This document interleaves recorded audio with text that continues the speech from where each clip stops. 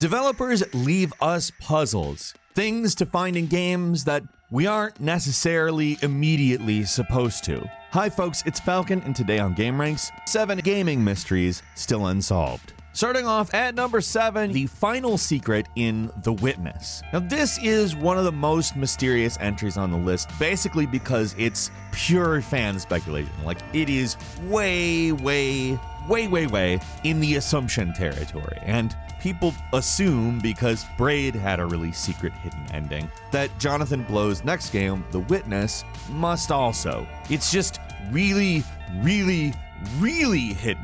Now, there's a few things in the game that actually do possibly hint to a final puzzle or secret. One of the hardest puzzles in The Weakness unlocks a lecture called The Secret of Psalm 46, which is about all Easter eggs in literature and video games. Not content with the fact the final quote-unquote Easter egg is a video about Easter eggs, many assume this 58-minute-long lecture was actually hiding clues to the whereabouts of the real final Easter egg. Of course, probably the biggest tease is the total number of puzzles in the game is 665, just one off from, the number of the beast. There's a lot of elements in the game that people believe tie into this final mythical puzzles. There's 4 panels in the mountain area that people believe is connected to a passage from the lecture. People think these vases and the glass factory involve some kind of secret code. Others suggest this windmill is some kind of lock, which was actually debunked by Jonathan Blow himself. So, could it all be nothing? Sure.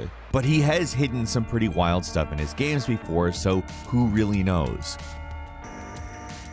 At number 6 is the printer secret from Inside. Now, near the end of the game, you pass by a printer in the background. It doesn't seem like it's printing anything special, but if you stand in front of it for about 10 or so seconds, it'll start printing pages with weird symbols on them. For whatever reason, every platform the game has appeared on, PS4, PC, Xbox One, iOS, and Switch, has had different symbols. The PlayStation 4 one had weird text art of an acorn, the Xbox had Braille that translated into letters, and it got weirder from there.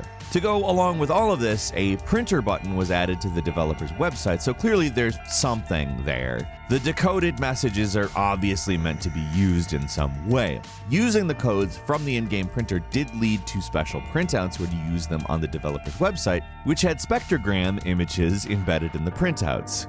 It's not solved yet, though. People are still going. You could say they're still inside the work. At number 5, the supposed Mega Man 9 secret. It's a secret that might be hidden somewhere in endless mode. This game has been emulated and data mined, and nothing has been found. People have looked so hard, too. The community manager at the time, Seth Killian, always rebuked anyone trying to find the secret by telling them that's not it. But the thing is, it's possible he's just lying the whole time. Both him and Capcom seem intent on implying that there is a secret left to be found in the game. It's possible that the secret uses no new assets, but why no one was able to find it through data mining is still really confusing, even if that's the case. Folks pretty much did everything possible to find this secret, all the way up to going through 9,999 screens in endless mode, and they just have not found anything. So it might just be a big practical joke by Capcom, and if it is just a lie, the question people need to ask is, why did they do that? Was it for the likes? Was it for the engagement? Capcom. At number 4 is the truck near the SS Anne in Pokemon Red and Blue. It is the only truck in the entire game, and you know what? I can remember people talking about this a while ago. There were tons of rumors about the 151st Pokemon Mew being hidden under it. You just had to use strength to move it. This has all been proven totally false, of course. That stuff that people used to talk about really is not the case, but a lot of questions still remain about why that truck is even there at all. I think it's safe to say it's just a piece of background scenery, but why is it the only truck in the game? Most people assumed cars just didn't exist in this universe, but no. There's one. None of the developers, not even a single one, has come out and commented on this, so fans are left to speculate about this innocuous sprite. At number 3 is track 47 on the Mortal Kombat 3 CD-ROM. Yeah, remember that? Maybe you do, maybe you don't, I don't know. It's a bizarre one, though, that as of now is pretty much completely ignored by the world at large. I'd say for obvious reasons, too. Hidden in the CD version of Mortal Kombat 3 for the PC, there is an Easter egg hidden on track 47. Instead of background music like tracks 2 through 46, this one had a person speaking backwards. Reddit user SFSDFD reversed the audio to find out that it's someone reading a Lewis Carroll poem called "'Tis the Voice of the Lobster." Who is it? Why is it here? And what is the connection to Mortal Kombat 3? Back when disc-based games were kind of a novelty, developers liked to hide things in alternate tracks on certain games. Remember like the weird a la carte audio from Symphony of the Night? It was, stuff like that. But this is one of the weirdest instances of it. At number 2, what is the G-Man's deal in the Half-Life series? Half-Life came out in 1998, which, wow, 1998. Half-Life 2 came out in 2004, and Half-Life Alyx came out in 2020, this year specifically. You know that already though, don't ya?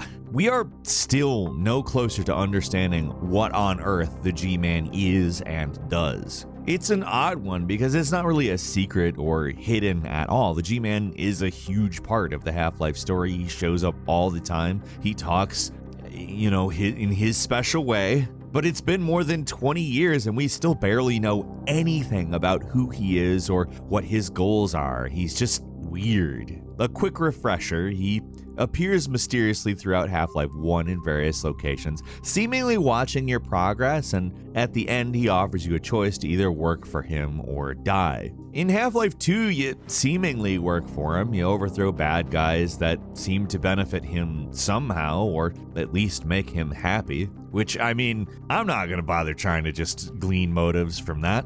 That's, enough for me right now. During the events of Half-Life 2 Episode 1 and 2, it seems like you're kind of working against him. Like, he's kind of angry at you in some scenes at least. But you don't really get any specific context. In Half-Life Alyx, you find out the G-Man was captured by the Combine 5 years before the events of Half-Life 2, and then changes the ending of Episode 2 to seemingly capture Alyx or something. And Alyx's dad, Eli, is alive now as well. I don't really know. It certainly hasn't gotten less confusing. It's actually become more confusing with each new game. But that's also kind of the fun of a multimedia series that you can never really tell if they even intend on finishing. And finally, at number 1, the mysterious W.D. Gaster from Undertale. The creator of Undertale, Toby Fox, loves sneaking in little secrets into the game. Probably the biggest is W.D. Gaster, a mysterious figure who only can be interacted with by messing with the game files. Every time you start a new game, the file is assigned a fun value at random. This number can affect how certain things play out in the game or make rare events happen more often, stuff like that. Changing the fun value to a specific number can make certain things happen in the game, like make the Gaster follower 1 and 2 show up at a few specific locations. These guys give some cryptic backstory about a guy named Dr. W.D. Gaster, a character that never actually appears in the game under normal circumstances. If you set the game's fun value to 66, it makes it so a gray door will rarely appear in the waterfall area. If you go through it, there is a weird sprite. Interacting with it just makes it disappear.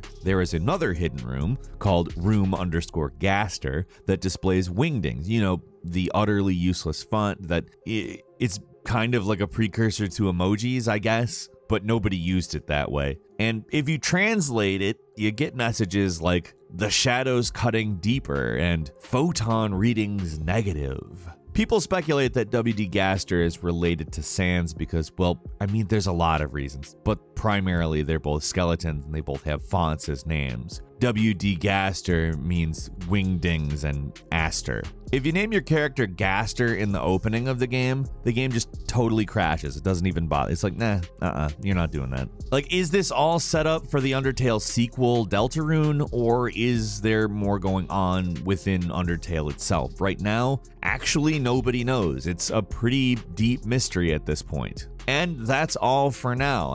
We covered a lot here. We previously covered stuff like the Chiliad mystery and that. I would recommend going back to the other gaming mysteries that are still unsolved video. It's pretty good as well. As far as this video, what did you think? Which mysteries do you have some input on? Leave us a comment, let us know. If you like this video, click like. If you're not subscribed, now's a great time to do so. We upload brand new videos every day of the week, and the best way to see them first is, of course, a subscription. So click subscribe. Don't forget to enable all notifications, and as always, we thank you very much for watching this video. I'm Falcon. You can follow me on Twitter at Falcon the Hero, and we'll see you next time right here on GameRanx.